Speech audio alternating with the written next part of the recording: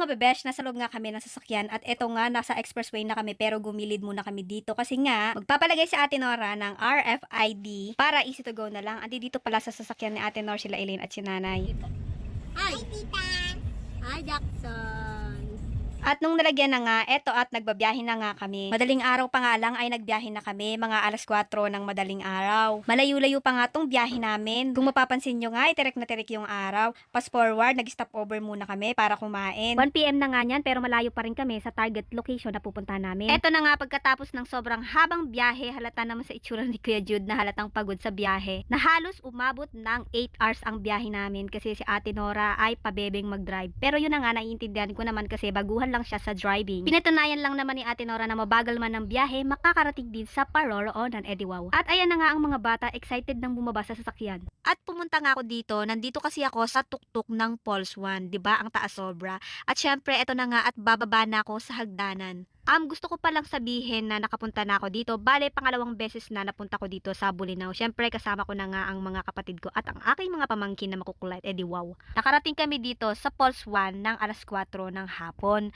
Naubos kasi ang oras namin sa pagbabiyahe pa lang kasi nga malayo to, and then syempre, mabagal lang kasi ang pagdadrive namin papunta rito kasi nga hinihintay namin si Ate Nor. Pero eto nga, worth it naman ng pagbabiyahe namin dito kahit na sobrang layo. Halata namang nag-i-enjoy kami dito sa Pulse. Hello, ganda rito! Ganda rito! Fast forward, nandito na kami sa Pulse 2. Sumaglit lang naman kami sa Pulse 1 kasi hindi na makakapag-swimming doon kasi nga maliit lang ang area na mapag-swimmingan. Tapos ayan si Kuya Jude tumalon, walang life vest. Kinabahan nga ako kasi wala siyang life vest. Ayun, lumutang naman. Pag tumatalon talaga dito, nire-required na magsuot ng life vest kasi meron na daw nalunod dito. Buti na lang marunong lumangoy si Kuya Jude. At dito naman banda ang mga bata. Ayan, mukhang nag-i-enjoy nga sila dito kasi nga mababaw lang banda dito. Mabuti nga at pumunta agad kami dito sa Pulse 2. Napansin ko ang nag-i-enjoy naman talaga sila dito. Ayan, oh. Jackson! Mag-hi ka! Oh, hi! Mag-hi kayo! Hi! Sabi mo, Jackson, hi! Mag-hi ka muna rito! Hi! Kyra! Hi, Kyra! Hello! Ang hihilig na ata sa lamig to. Etong mga bata na to ay enjoy na enjoy talaga dito sa Pulse 2. Halata naman kay Jackson. Ayan, oh, naglalaro.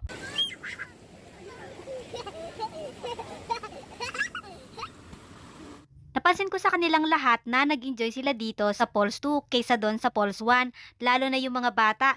Diyan nga yung part na gustong-gusto nila, nakakapaglaro sila ng tubig. Ayan, oh. Ito palang part na to kung saan naglalaro yung mga bata sa taas to ng Pulse 2. Ayan, oh, 'di ba? Tignan mo nga si Elaine. Ayan, may sariling mundo. Malinaw din naman ang tubig dito sa taas ng Pulse 2. Totoo nga niyan, lumipat agad kami dito sa Pulse 2 kasi nga hindi nakakapag-enjoy yung mga bata doon. Maliit lang kasi ang area ng Pulse 1 na mapaglalanguyan, kaya buti nga at lumipat kami agad dito at ayan nga, nakakapaglaro pa ang mga bata dito sa Pulse 2. Ayan, tamang higa lang si Elaine. Ano nga po, wait lang, ipipicture mo ako dun. Sa mga oras na yan ay kailangan na naming umalis. At ayan nga si Elaine ayaw pang umalis, nag-i-enjoy talaga siya dito, tignan mo naman. Eto na nga at umakit na nga kami ng hagdan. Nakakabitin nga pero kailangan na talaga naming umalis. Madilim na kasi niyan, hindi lang halata. Fast forward, nandito na nga kami sa second destination namin, dito sa Patar Beach. Eto nga at ginabi na nga kami. Hindi na nga naming nagawang nakapagbanlaw nung nag-swimming kami doon sa Pulse 2. Kasi nga nagmamadali na kami, ayaw naman naming gabihin sa daan. Pero ayan, ginabi pa rin kami. Kasi nga nung umalis kami doon sa Pulse 2, 5:30 na ng hapon, halos magagabi na at ang biyahe naman namin dito papunta sa Patar. Halos isang oras mahigit. Siyempre pagkarating namin dito, nagbanlaw na nga kami agad at hindi na kami nakapaghintay. Pumunta nga agad kami dito sa Dalampasigan. Ayan, ang ganda nga ng kulay ng sand nila dito, hindi ba? Lamay ako dito bukas! Fast forward, eto at kumakain na nga kami ng gabihan yan. Makalipas ang pagtulog ng gabi, eto at ang aga-aga kong nagising. Excited ako, mga alas 5 na nga ng umaga niyan, mga 5:30 ganon. Tulog pa nga si Elaine, si nanay gising na. Siyempre, ano pa nga ba ang aking gagawin? Eto at lumabas na nga ako. Ganito pala ang itsura dito. Ayan, ganyan lang siya, di wow. Nasa front beach pala itong pinag-i-stayhan naming room pero hindi mo makikita yung beach kasi nga may mga puno. Eto nga at alas 6 na ng umaga, ayun si Ate Nor hindi na nakapaghintay, tumatakbo papunta ng beach. Eto nga si Jackson gising na.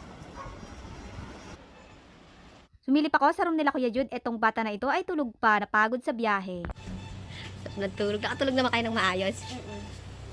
Good morning, keeper. Good morning na. Eto, sakto, may naglalako ng pandesal. Bumili na nga ako ng 3 balot. O ayan, gising na nga ang mga bata. At ayun, si Jackson binibihisan na rin ng pang swimwear. Hindi naman halatang excited mag-swimming, hindi ba? Eto na nga, ano pang hinihintay namin? Let's go, edi wow, char. So, eto na nga ako, syempre, simplihan lang naman to, edi wow. Eto, at ipapakita ko ang itsura ng beach dito. Ayan, ang ganda talaga ng kulay ng sand dito sa Patar Beach. Si Jackson takot sa dagat, kaya ayan, nakapulupot sa nanay.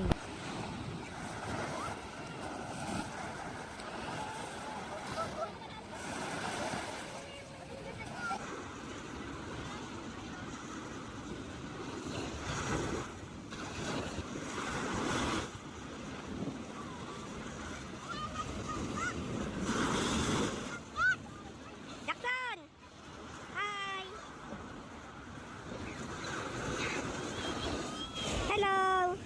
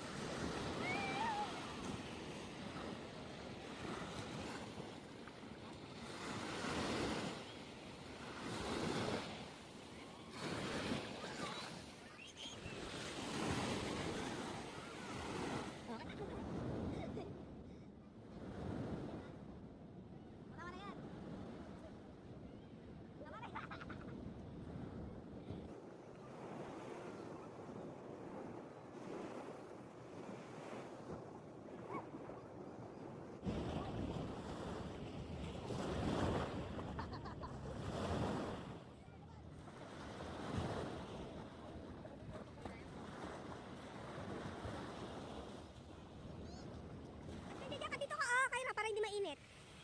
Tara. Dito, para hindi ka mainitan. Dali, halika, dali. Yan, dito, dito, dito. Yan, diyan ka maglaro para hindi ka mainitan. Mama! Ay? Eto, si Kyra, ayaw niyang mag-swimming, kaya ayan, tamang laro siya ng sand. Ang bait nga hindi umaalis dyan. Naglalaro lang siya ng buhangin habang ang nanay at tatay niya ay nagsuswimming. Ayaw niya kasing mag-swimming sa dagat, natatakot sa wave. Mas nag-enjoy talaga to si Kyra doon sa Falls 2 kasi nga nakakapaglaro-laro siya ng tubig doon, hindi pa maalat ang tubig. Napansin ko lang itong mga bata na ito ay mas nag-enjoy sila doon sa Falls 2. Natatakot kasi si Kyra sa wave ng dagat. Ganon din yung mga pinsan niya, pero ayan, kasama niya na nga yung nanay at tatay niya. Balik ulit tayo dito mamayang hapon. Oo, mamaya. Mamayang hapon, dito ako maghapon. Siyempre, nakaramdam na nga kami ng gutom niyan, kaya kakain na muna kami ng umagahan. Hindi pa nga kami kumakain ng umagahan, dumiretso na agad kami dito sa dagat. Hindi naman halatang excited kaming mag-swimming, ano? 9 AM na ata ng umaga niyan. Naku, pagkainit-init na, no? Eto na nga at kumakain na kami. Yung binili kong pandesal kanina, kinakain na namin. Tapos yung palaman namin ay pansit. Ang sarap kumain, matching with view ng dagat. Ang ganda, di ba? Pagkatapos ko nga kumain, eto at tamang muni-muni na naman dito sa view ng dagat.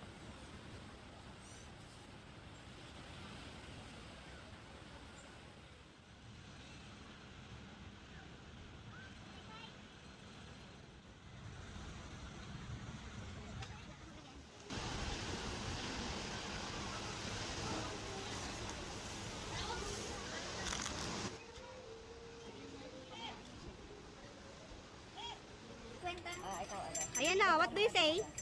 Ano sasabihin mo? Ano sasabihin mo? Sabihin mo kay nanay, thank you po. Sabihin mo thank you, dali. Sabihin mo kukunin niya, sabihin mo thank you po. Sabihin mo. Thank you po. Welcome. Meron pa akong bagya dito eh. Ate yan, ate. Elaine. Tuwang-tuwa, tuwang-tuwa. Naka-ice cream na naman. Mayroon pang udi oh. O yan, udi rin sa akin. Tikim nga, Jackson, tita. Patikim, tita. Patikim naman, tita. Patikim, tita. Sarap. Tatlo 50 yan. Ay, kukunin ko din sa ba? Sarap. 1, 2, 3. Lado Marie. Kunin mo na lang din yung may isang wallet mo 50 pa lang. Wala. Ayun na ba yun? Ah. Pagpinip. Kyra. Gandang Kyra ah. Oo, nakakita ka ng ice cream.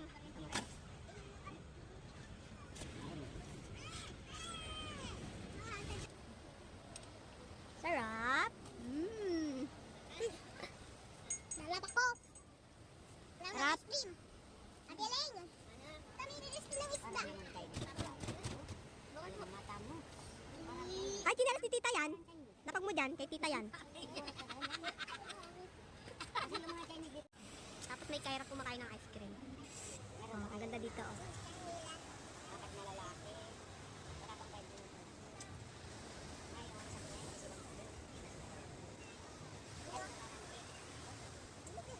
samahan na lang kita magtinda. Alam mo, ang tinda nga, walang bumili. Pero pag ice cream ko pa dyan, bebendo lang ko, bakindot-indot siya. Sarap. 20 isa na yun. 20 talaga naman. Pero sa inyo ko lang din pera ng 20. Pagkatapos nga kumain ng ice cream ang mga bata, andi dito nga kami sa loob ng sasakyan. Isang sasakyan na nga lang ang ginamit namin. Nagsiksika na lang kami, buti nga at nagkasya kami. Eto at bumaba na kami, narito na nga kasi kami sa aming paroroonan. At eto naman si Keeper, excited nang bumaba. Tignan mo naman. Halos mahubaran na nga ng short. Dito nga pala kami kakain sa Sinungayan Grills. Syempre bago ang lahat, picture muna. Sa mga nakakaalam nga pala kung anong meron dito sa Sinungayan Grills, so alam nyo na yon. But anyway, sasabihin ko nga pala, kakain kami sa lumulutang na bahay sa ibabaw ng tubig. Tapos, kumakain, hindi ko alam kung anong tawag doon. Ito yung sinasabi ko kung nasaan ako ngayon. Ito, ituturo ko nga sa inyo. Yan, nakikita nyo ba yung bahay na yan? Na umaandar yan. Hinihila ng maliit na bangka. Ito, kung nasaan ako ngayon, aandar din to kagaya nung isa. Pagkasalapits kami po. Ano yun? Ano yun? Ano yun?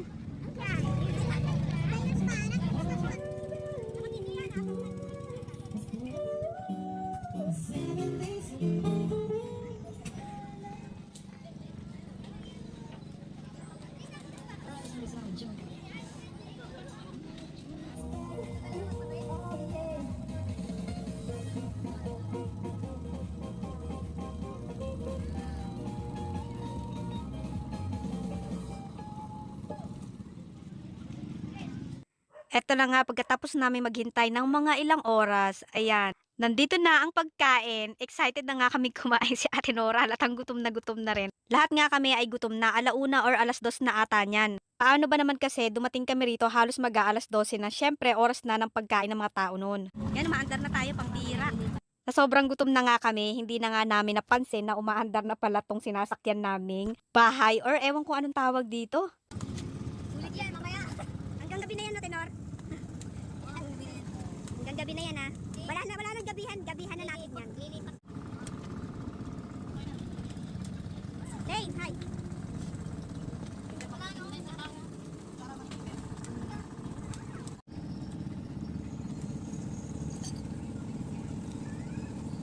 Galing na andar neto.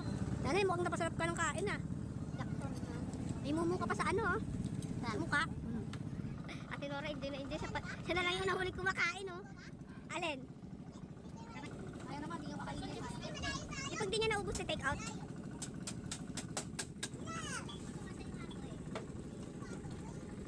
Eto nga sa mga time na yan ay tapos na kami kumain. Ubos ang pagkain.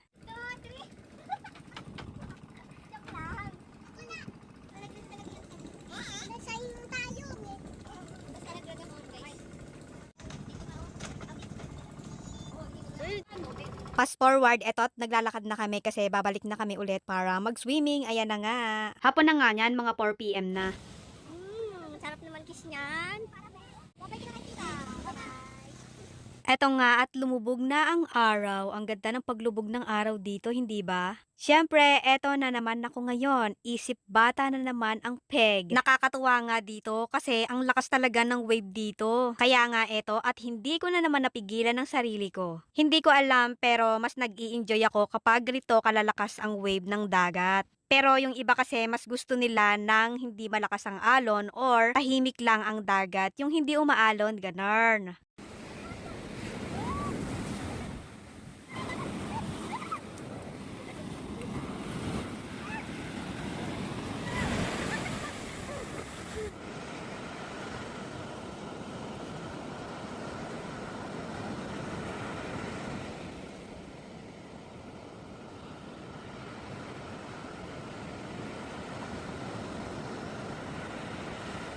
Eto, at maggagabi na naman nga niyan. Gusto ko lang sabihin, nagdalawang gabi nga pala kami dito. Bale, ito na yung panghuling gabi namin dito. Bukas ng umaga, yun na yung last day namin dito. Fast forward na nga, eto, at kumakain na ulit kami ng gabihan. Napansin nyo ba, palaging may pansit ang mga order namin? Wala, favorite kasi namin ang pansit. At lumipas na nga ang gabi, eto, at umaga na. O hindi ba, pagkaaga-aga na naman namin nandito sa harap ng dagat, hindi naman talaga kami excited, ano? Syempre, susulitin na nga namin ang oras na ito. Kasi nga, mamaya-maya lang uuwi na kami. Kaya kahit maaga pa at malamig, i-go namin yan.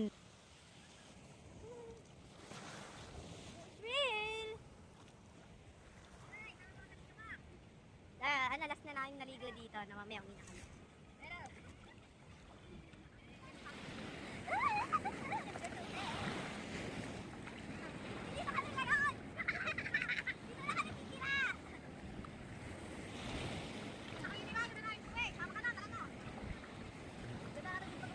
Bye! Maliligo na muna kami. Kung gusto niyo sumama, di pwede.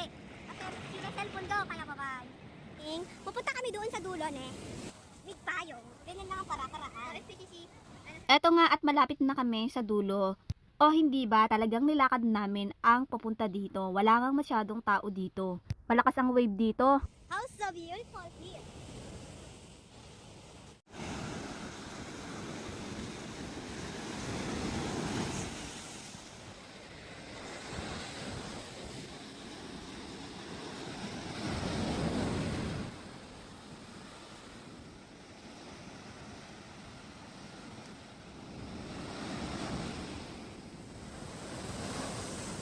There.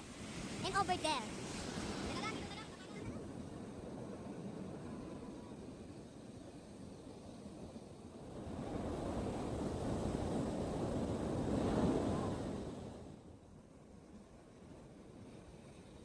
Bye-bye! Fast forward na nga, kakain muna kami bago kami umalis dito sa Patar. 8:30 na nga ng umaga niyan. Nag-enjoy talaga kami dito sa lugar na to. Ang ganda kasi ng beach nila dito. Kaya nga yung mga oras namin dito, sinulit talaga namin. Nakita niyo naman pagkaaga-aga nasa beach na kami. Yon, so eto na nga, hinihintay na lang namin yung order namin yan. Niluluto pa lang kasi kaya eto, nandirito muna kami. At eto na nga, kumakain na kami. Masarap magluto ang chef nila dito. Kaya eto, lagi kami ditong kumakain. Tapos na nga kaming kumain at nasa loob na kami ng sasakyan. Syempre, aalis na kami. Kaya, bye-bye na!